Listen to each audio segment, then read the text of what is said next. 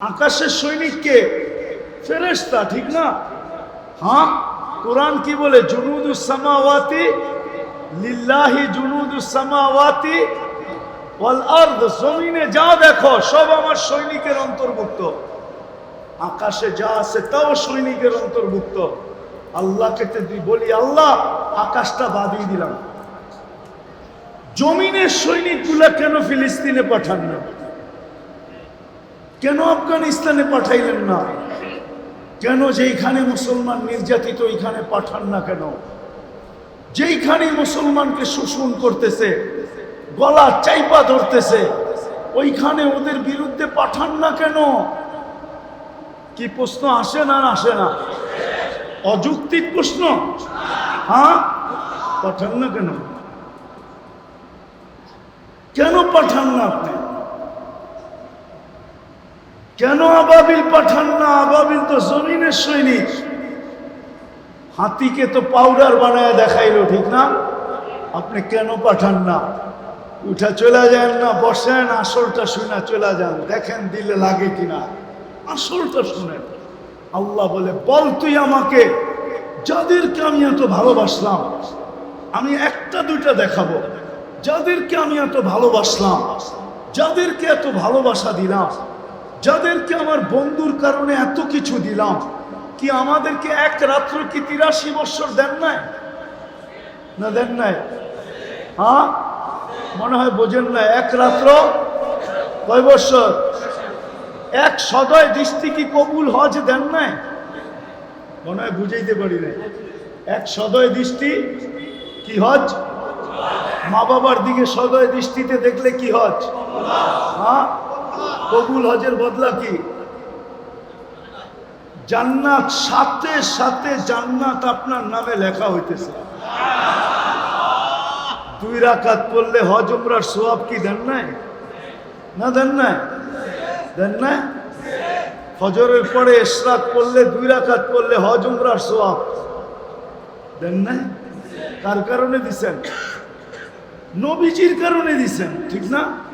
হ্যাঁ, আল্লাহকে যদি জিজ্ঞাসা করি, এত কিছু দিলেন কিন্তু আবাবিল পাঠান না কেন? আল্লাহ আমাকে বলে, পাঠাই তো পাঠাই কি করে? এদেরকে জিজ্ঞাসা কর না। ডেলি আমার নবীর আদর্শ বাদেই দিলাম, আদর্শবাদ। ডেলি আমার বন্ধুর নামে কয়বার দুরূদ পড়ে, এদেরকে জিজ্ঞাসা করতে।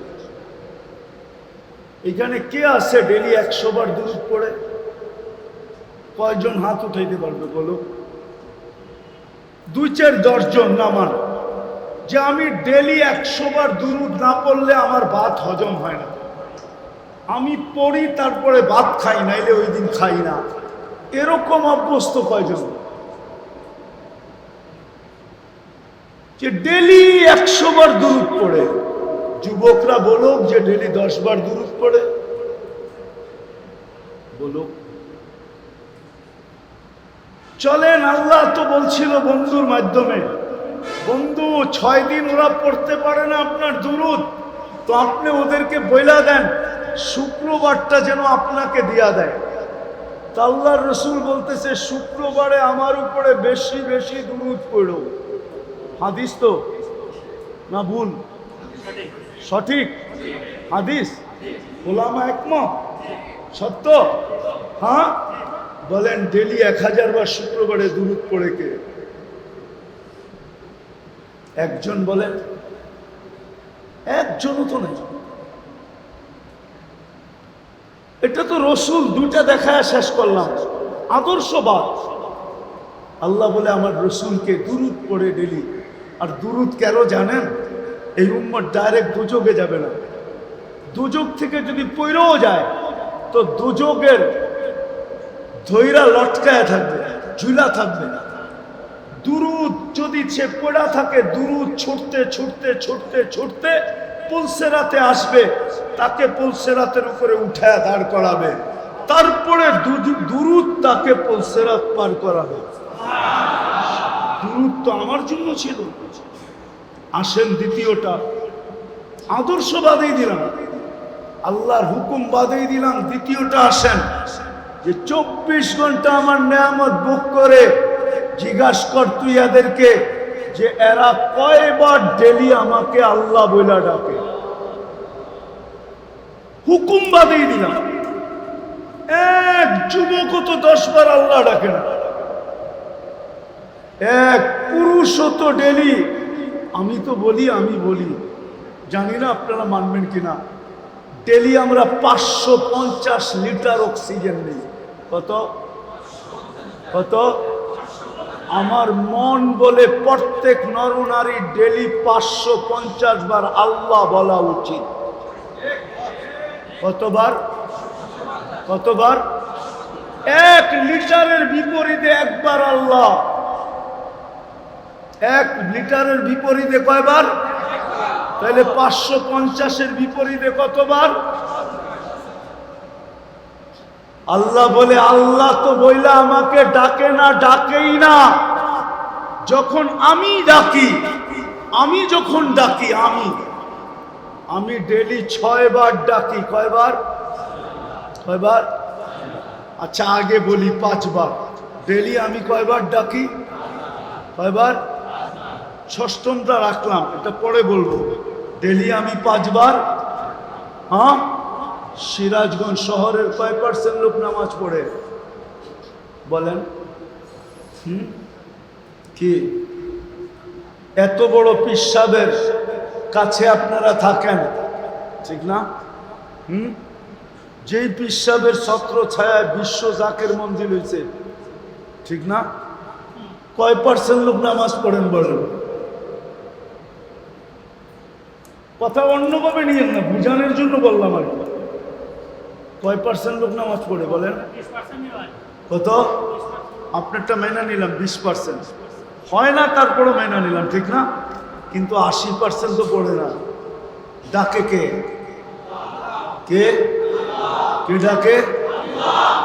ডাকে? সামান্য একটা ওয়ার্ডের পদের জন্য আমরা কি দেখি না? দেখি নাই না, যদি বেঁচে থাকি তো দেখবো না। সামান্য ওয়ার্ডের একটা পদের জন্য তেল মারতে ড্রামকে ড্রাম তেল শেষ, ঠিক না? জুতা ক্ষয় করতে এক কোম্পানির জুতা শেষ, ঠিক না? সারাদিন রাত ঘুরতে কি ঘুম নাই, খাওয়া নাই, নাওয়া নাই, কিচ্ছু নাই, ঠিক না? সারাদিন দৌড়াইতেছে একটা ছোট পদের জন্য, ঠিক না? কি একটা ওয়ার্ডের পদ, ঠিক না? নাইলে একটা ইউনিয়নের পদ, নাইলে একটা থানারই পদ, নাইলে একটা জেলারই পদ। বাংলাদেশটা তো আর কত বড়, খালি চোখে তো ম্যাপে দেখাও যায় না, জুম না করলে।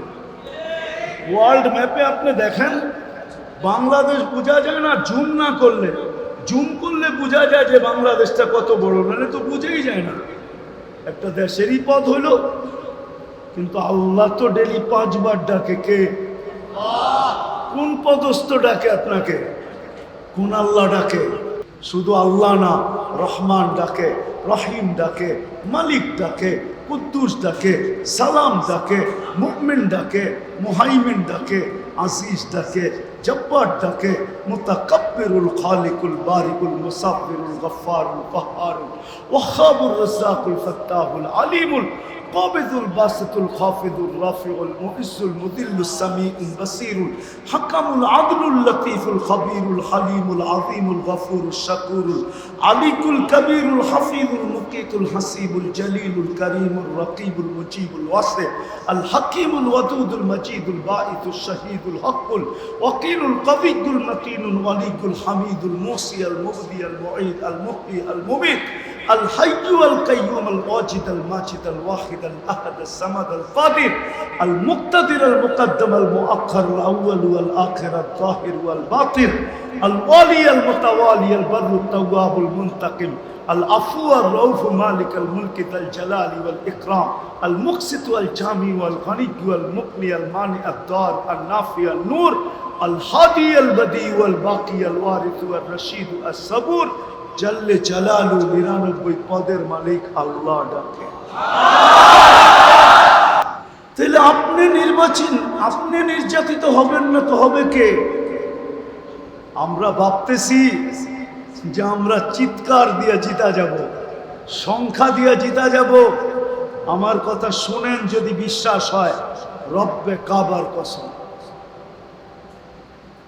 রব্বে কাবার কসম, আজকে আল্লাহ নারাজ, নাইলে 200 কোটি মুসলমান, 70% দুনিয়ার ধন সম্পদ আমাদের কাছে।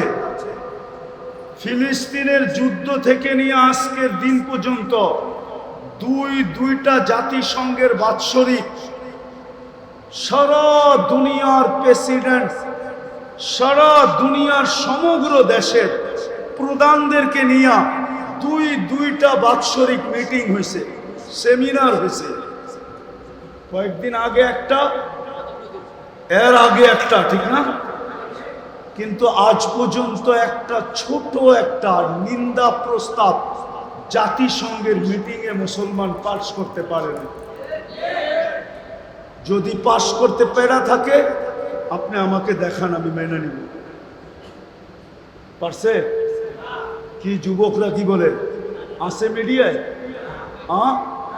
কেন পারে না? বুঝা গেল ওরা আমাদেরকে মানুষ মনে করে না, আগাছা মনে করে, আগাছা। এই জন্য আজ পর্যন্ত 2টা মিটিং হয়েছে সারা দুনিয়ার প্রেসিডেন্টদেরকে নিয়ে, সরকার প্রধানদেরকে নিয়ে। তার ভিতরে মুসলমানের 52, 53, 54টা দেশ ছিল, যাদের কাছে দুনিয়ার 70% সম্পদ, 200 কোটির প্রতিনিধিত্ব যারা করে, তারাও ছোট একটা নিন্দা প্রস্তাব পাশ করাইতে পারে না। বোঝা গেল ওরা আমাদেরকে মানুষ মনে করে না, আগাছা মনে করে, আগাছা। আপনি মানুষ না, আপনি আগাছা। দ্বিতীয় একটা প্রমাণ দিতেছি, প্রাণীবাদী যারা কাজ করে, আপনাদের এই সিরাজগঞ্জেও প্রাণীবাদী সংস্থা আছে, ওদের অফিস আছে না? নাই? নাই প্রাণীবাদীদের অফিস সিরাজগঞ্জে? নাই? জেলা ভিত্তিক নাই? প্রাণীবাদীরা আমাদেরকে মানুষ মনে করে না। যদি মনে করত, তাহলে বাংলাদেশের প্রাণীবাদী সংস্থাও আজ পর্যন্ত 47,000 মানুষ মারার পরেও ছোট একটা প্রতিবাদ দেয় না, ছোট একটা প্রতিবাদ যে এগুলা মুসলমান বাদ দাও, এগুলা প্রাণী, তো বিনা দ্বিধায় এদেরকে হত্যা কেন করতেছ? এরা পর্যন্ত আজ পর্যন্ত একটা ছোট প্রতিবাদ দেয় না। যদি কেউ আমাকে দেখাইতে পারে, আমি মেনে নিব। প্রাণীবাদীরা পর্যন্ত আজ পর্যন্ত কোনো প্রতিবাদ দেয় না, বাংলাদেশেরও দেয় না। ওরাও আমাদেরকে মানুষ মনে করে না। কিন্তু আজ পর্যন্ত যদি 47,000 কুকুর কেউ মারত, তাহলে আমার বিশ্বাস দুনিয়ার সবচেয়ে বড় আদালতগুলো ওইখানে চলে আসতো, প্রাণীবাদীরা নিয়ে আসতো আর বলতো এই 47,000 কুকুরের বিনিময়ে এদেরকে ছুটিতে চড়াও। আর এটা প্রাণীবাদীরা বাংলাদেশে করছেনও বটে। বাংলাদেশে আমি ছোটবেলার থেকে ঢাকা শহরে, আমি জন্মলগ্ন থেকে ঢাকা শহরে, আমরা ছোটবেলা দেখতাম কুকুর মারার জন্য চলে আসতো সিটি কর্পোরেশনের থেকে, রাত্রের বেলা আসতো, ইঞ্জেকশন দিত আর উঠায় নিয়ে যেত। প্রাণীবাদীরা হাইকোর্টের ভিতরে রিট করছে, আর ওরা রিটে জিতা গেছে যে না, কোনো কুকুরকে এইভাবে মারা যাবে না। এই জন্য শহরে দেখবেন রাত্রে আপনারা ঘুমায়া যান, শহর খালি হয়ে যায়। সিরাজগঞ্জ শহরের গলি গলি দেখবেন কুকুররা রাত্রে সম্মেলন করে। আমাদের ঢাকা শহরে করে।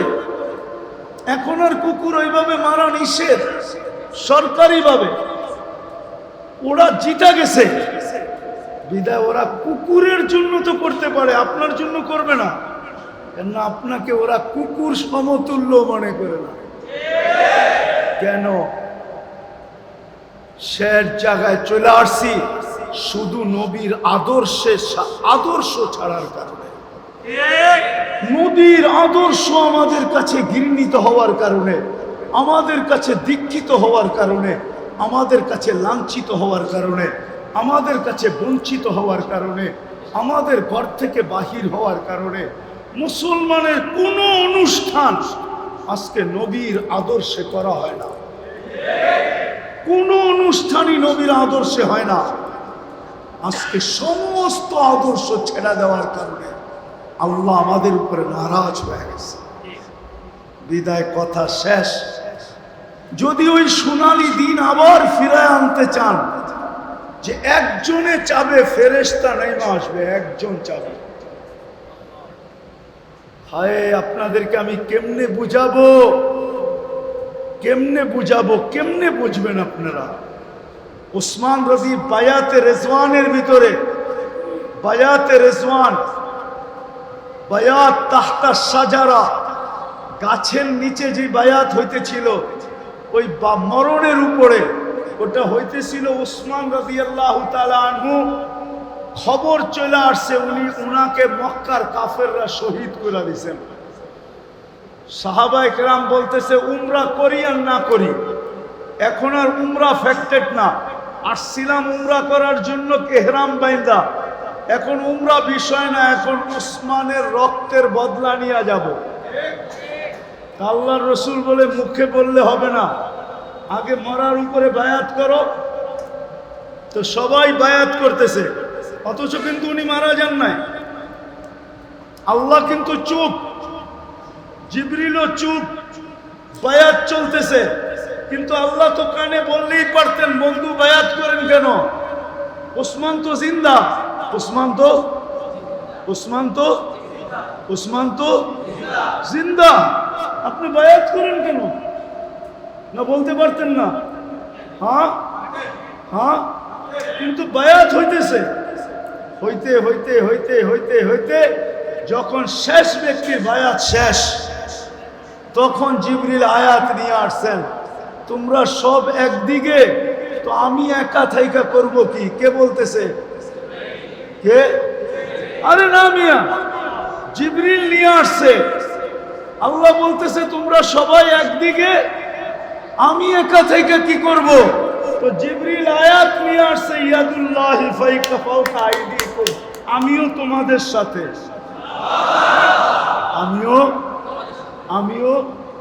আমিও তোমাদের সাথে।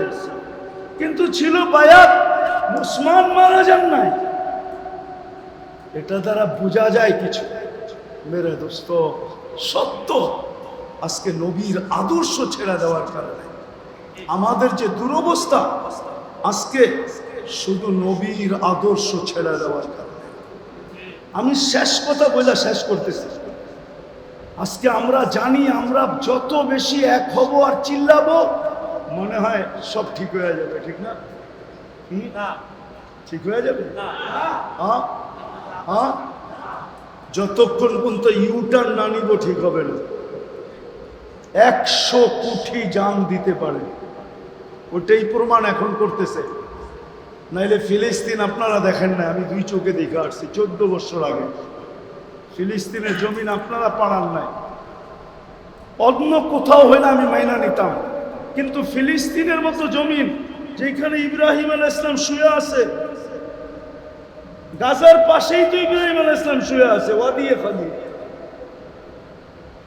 তার পাশেই তো ওয়াদিয়ে মুসা আলাইহিস সালাম শুয়ে আছে। ওইখানে তো 70 জন নবীর কবর আছে। এখন 16 লক্ষ নবীদের সম্মিলন যেখানে, প্রথম কাবা যেখানে, প্রত্যেকটা বালুর কণার সাথে বরকত মিশ্রিত, বারাকনা হাওলা।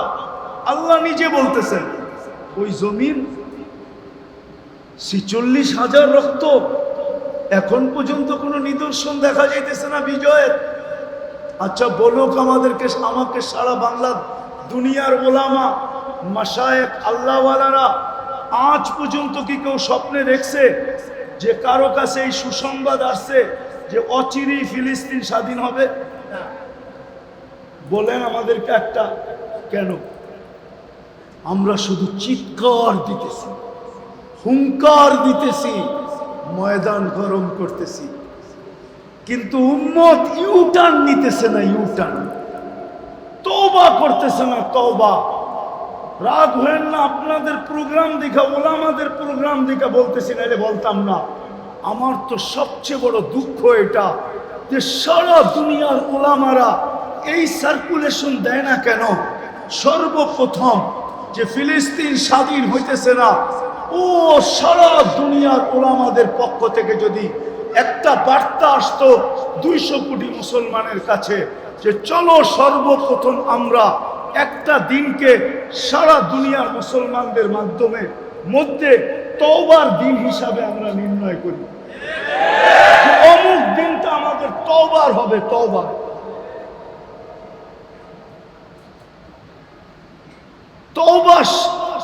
দিন হিসাবে। কিন্তু আজ পর্যন্ত তো বাংলাদেশের উলামা বলল না, পাকিস্তানের উলামা বলল না, ইন্ডিয়ার উলামা বলল না, আন্তর্জাতিকভাবে সবাই উলামা বলল না যে একটা দিন তওবার হোক, যে আমরা তওবা করে দেখি আল্লাহর কাছে, অমুক দিন আমরা সারা দুনিয়ার মুসলমান তওবা করব, যে আল্লাহ তওবার ফলে দেখি কোনো সুফল ফলে কিনা। তওবার দিন তো হলো না। দ্বিতীয় আরেকটা কথা, যতক্ষণ পর্যন্ত আমরা না ফিরব, খোদার কসম আমার কাছে প্রমাণ আছে 200 কোটি জান দিতে পারে, কিন্তু বিজয়ের পালা শুরু হবে না। 200 কোটি জান দিতে পারে, কেননা নবীর আদর্শ, বন্ধুর আদর্শ ছেড়ে দিছে, আর একে করবে আল্লাহ সাহায্য, এটা কোনো দিন পসিবল না। বরং ইহুদিদের কিতাবে লেখা আছে যতদিন পর্যন্ত মুসলমানের জুমার জামাত আর ফজরের জামাত সমান না হবে, অত দিন পর্যন্ত মুসলমানের বিজয়ের পালা শুরু হবে না। আপনি না মানতে পারেন এটা, কিন্তু আমি প্রমাণ দিব ইহুদিটা এটা অক্ষরে অক্ষরে মানে। দুনিয়ার একটা মসজিদ নাই যেই মসজিদকে ওরা ওদের স্যাটেলাইটের বাহিরে নিয়ে গেছে যেটার ফজরের নামাজ আর জুমার জামাত ওরা না দেখে। দুনিয়াতে একটাও নেই। আপনি ইন্টারনেট কার ব্যবহার করেন? ইন্টারনেট কার? আরে বলেন না, এটার হেডকোয়ার্টার কোথায়? তেল আবিবে। গুগল কার ব্যবহার করেন আপনি? ইহুদিদের। আপনি যাবেন কোথায়? আপনার ফজরের জামাত আর জুমার জামাত ডেলি ওরা মনিটরিং করে, আর ওরা চিৎকার দিয়া তেল আবিবে কি বলে জানেন? ওরা চিৎকার দিয়া তেল আবিবে বলে ইদান নাহনু ফিল আমান তামমিরু কামা তুরিদুনা আন তুদাম্মিরু। ওরা ওইখানে বসে চিৎকার দেয় আর বলে আমরা এখনো নিরাপদ, যেমন মনে চায় এমন মুসলমানকে মাটির সাথে মিশায় দেয়। বিদায় প্রতিদিন মাটির ভিতরে মিটাইতেছে, ওদের কিতাবে লেখা আছে। বিদায় আসেন আজকে তওবা করি। তওবা করবেন? হ্যাঁ করবেন? বলেন হাত উঠে যে আল্লাহ তওবা করলাম। আল্লাহ আমাদের তওবা কবুল করে। আমরা যে আদর্শের উপরে চলি না, এই গুনাহে আসিমকে মাফ করে দেন। আরে আমিন বললেন না, বলেন আমরা যে আপনার বন্ধুর আদর্শকে ছেড়া দিছি, যে গুনাহ করছি, এই গুনাহ আমাদের মাফ করে দেন। বলেন বলেন বলেন। নামান নামান, কাজে দিবে। তওবা না করলে কাজে দিবে না, আমাকে বুঝাইতে হবে না। দ্বিতীয়, আজকের থেকে অঙ্গীকার করেন দুটা।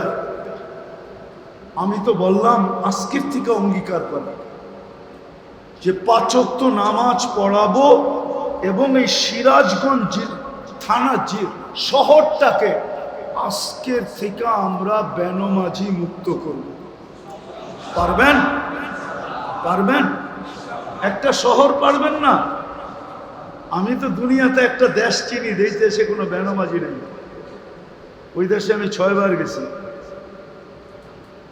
1,20,00,000 মানুষ ওই দেশে। 1,20,00,000, একজনও বেনমাজি নেই। বিশ্বাস হয় না আপনার? হ্যাঁ, 80% মুসলিম, একজনও বেনমাজি নেই, একজনও নেই। আমি পরীক্ষা করছি, শুধু সাধারণ মানুষকে না, প্রেসিডেন্টকে করছি, স্পিকারকে করছি, সেনাপ্রধানকে করছি, মন্ত্রীদেরকে করছি। আমি 6 বার গেছি ওই দেশে। আলহামদুলিল্লাহ, অহংকার করে বলি না। ওই দেশের বাচ্চা বাচ্চা আমাকে চিনে, ওই দেশের প্রশাসনের প্রত্যেক ব্যক্তি আমাকে চিনে, বড় লেভেল থেকে আমাকে চিনে। আমি 6 বার গেছি, আমি পরীক্ষা করছি। কোনো বেনামাজি নেই, কোনো বেনামাজি নেই। পাসালাকে বলতে হয় না নামাজের কথা, ও গড়ি দেখে ওয়াক্ত হইলে দাঁড় করাবে, জায়নামাজ বিছাবে, উজু করবে, নিজে ইমামতি করবে, তারপরে বাঁচে উঠবে, টান দিবে। বাজারওয়ালাকে বলতে হয় না, আজান হওয়ার সাথে সাথে প্রত্যেক দোকানদার তার দোকানের সামনে চাটাই বিছাবে, পুরা কাস্টমারদেরকে নিয়ে নামাজ পড়বে, আবার ব্যবসা শুরু করবে। কোনো বেনামাজি নেই। আপনারা কি একটা শহর বানাইতে পারবেন না? পারবেন?